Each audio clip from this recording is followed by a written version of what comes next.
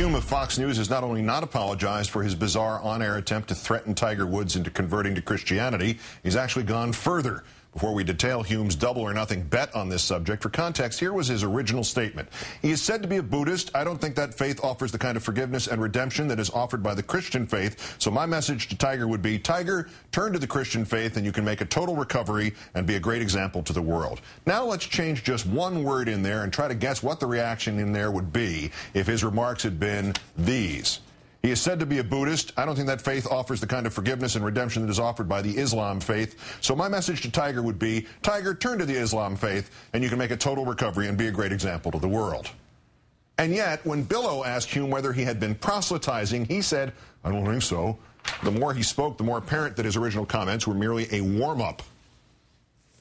And my sense about Tiger is that he needs something that Christianity especially provides and gives and offers, and that is redemption and forgiveness.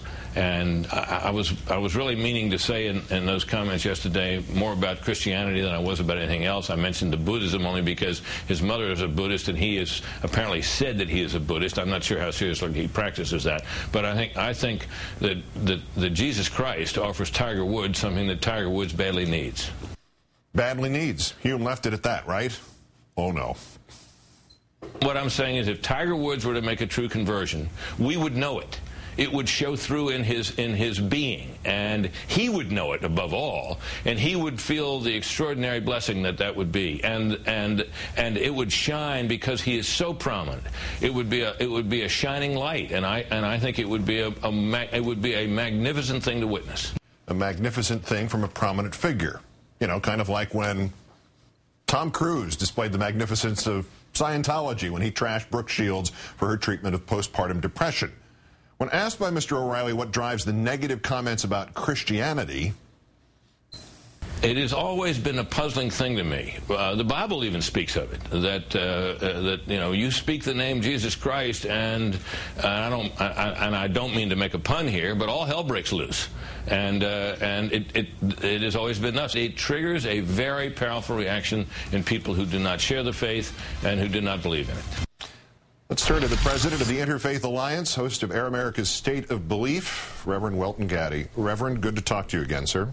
Glad to talk with you. Sorry about your friend. Oh, thank you kindly. Mr. Hume, I think, missed a point here that really is one of those wonderful days when a cliche comes to life. He's not being attacked for his specific religion. If he had said, you know, Tiger Woods needs to convert to Judaism or to the Mormon faith, the reaction would have been similar, if not identical. This is literally about somebody being, in public, holier than thou, isn't it? Yeah, I think it is part of that, Keith, and it's also, I would defend the right of Mr. Hume to confess his faith however he wants to, but all of us know that with rights and freedom come responsibility.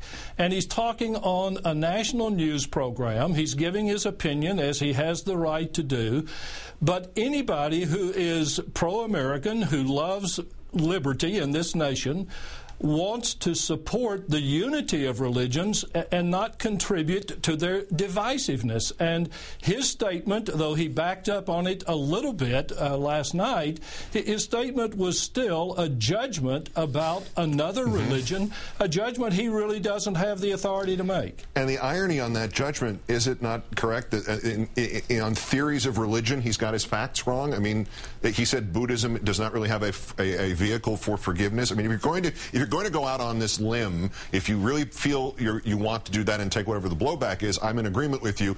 Good for you and good for your faith and what you believe in. But if you're going to speak about somebody else's religion, are you not obligated to know enough about their religion not to make a big mistake?